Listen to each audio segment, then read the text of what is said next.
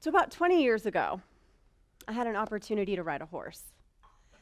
And just so you and I are clear, horse is not my spirit animal. They're these big, beautiful, majestic beasts from afar. But when you're sitting on top of one, what you're really asking is, I trust you won't kill me today. So there I am, Big Sky, Montana, beautiful cascading mountains, green pasture, river running through it. Looked for Brad Pitt, but he was not there.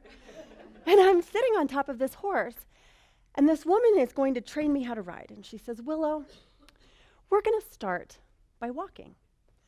So the horse begins to walk.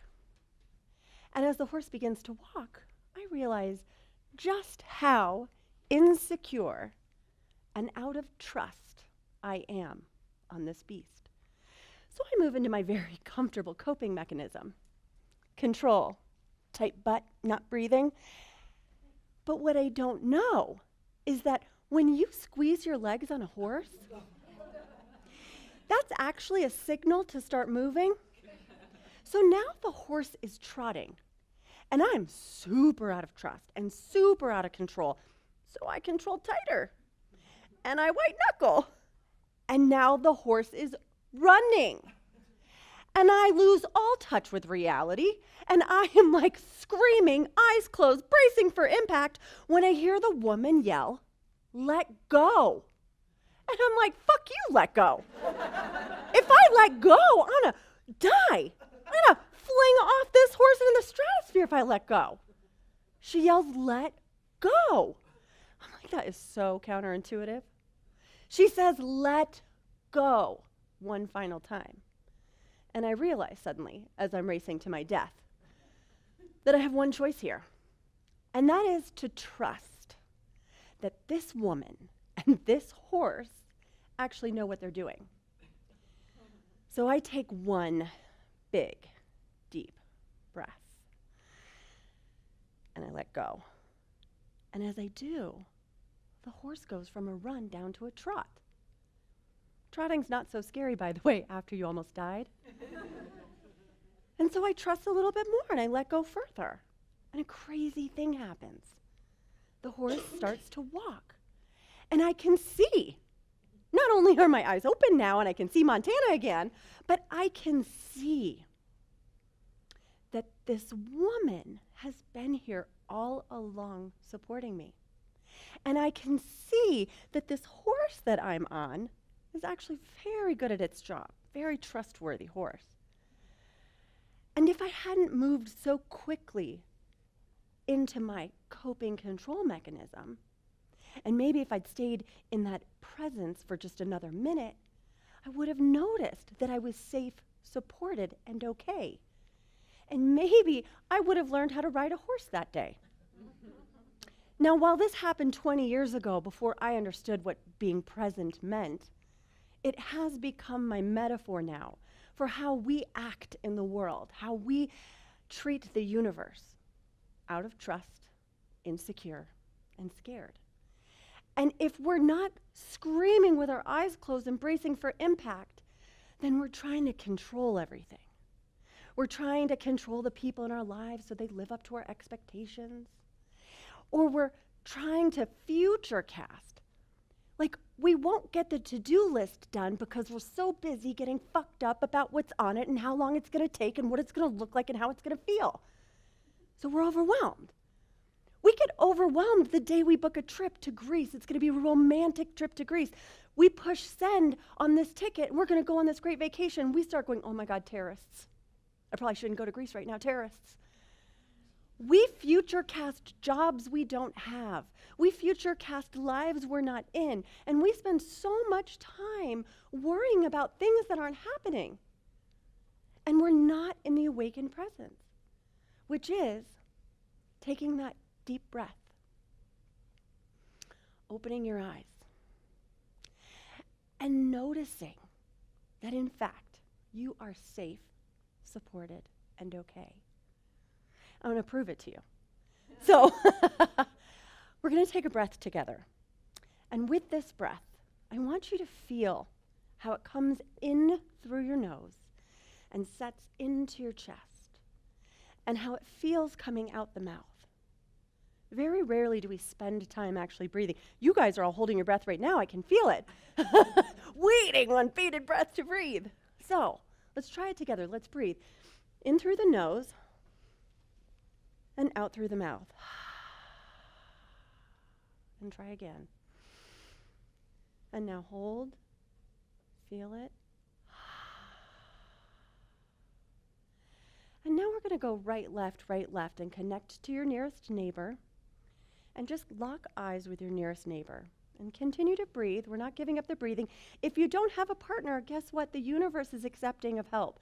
So you can be more than 2. You can be 3. Okay? So we're going to lock eyes.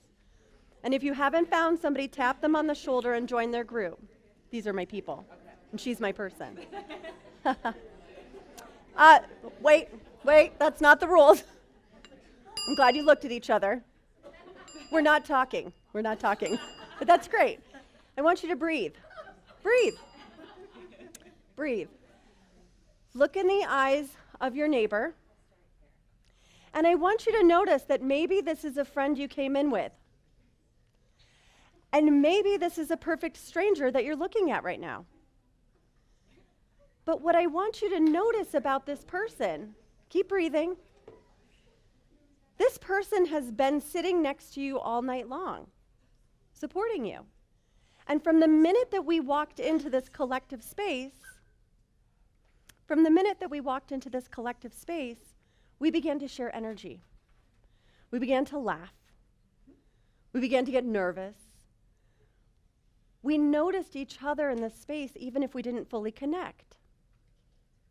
And now I want you to take a breath and turn to the next person. And if you don't have that person, connect behind you and around you. Go behind. It's okay.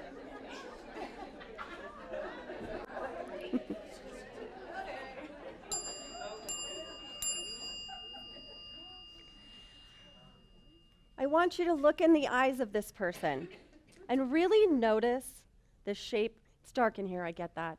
But notice their eyes. And notice if you can feel their energy, since we do have a dimly lit room.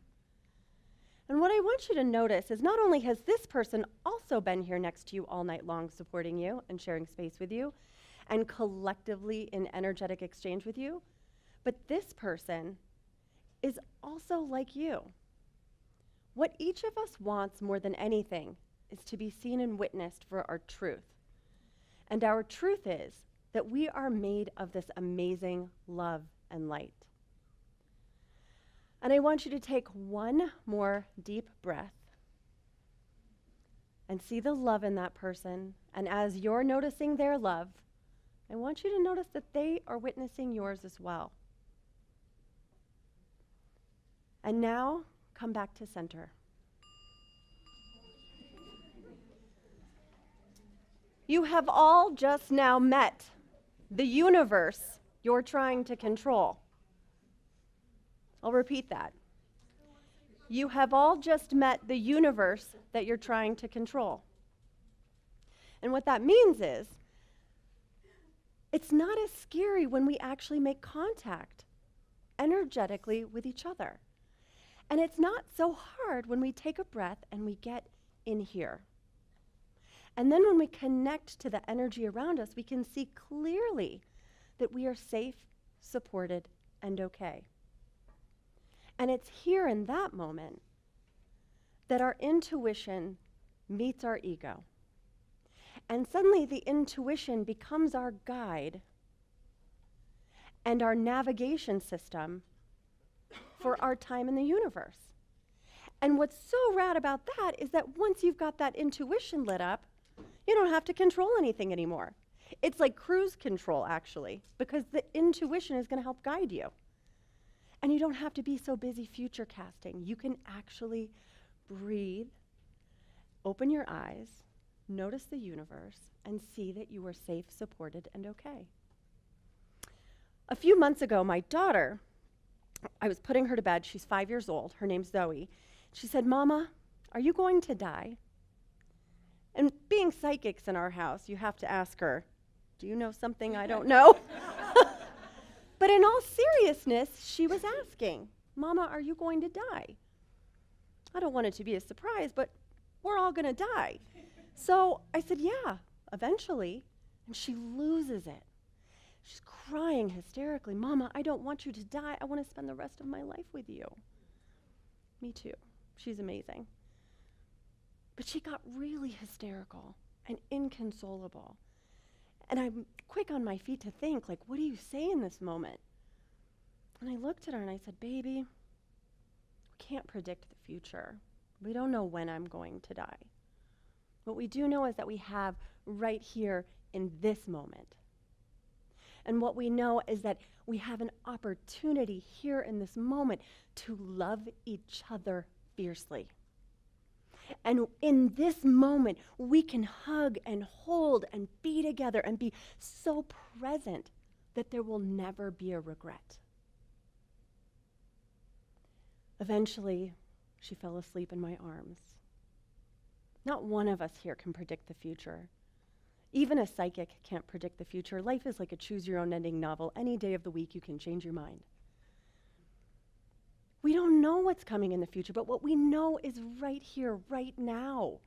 And we have an opportunity in the now to notice how amazing this moment is. We have the most beautiful, gorgeous room of women and boy. And and we have come collectively together as one consciousness. And just take a minute, just look around this room at how amazing you all are. And notice that wine table because it's coming back to you soon. Feel what you've loved. We've gone through a lot. I know you're in touch with yourselves right now. And I know you've gotten so many tools and tips tonight.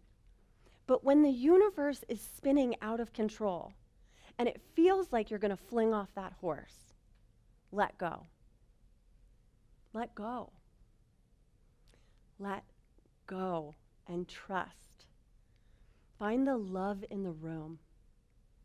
See the shapes and the colors around you. Remember to take a deep breath and open your eyes and notice that you are safe, supported, and okay. And maybe, just maybe, each of us here will learn to ride this universe like pros.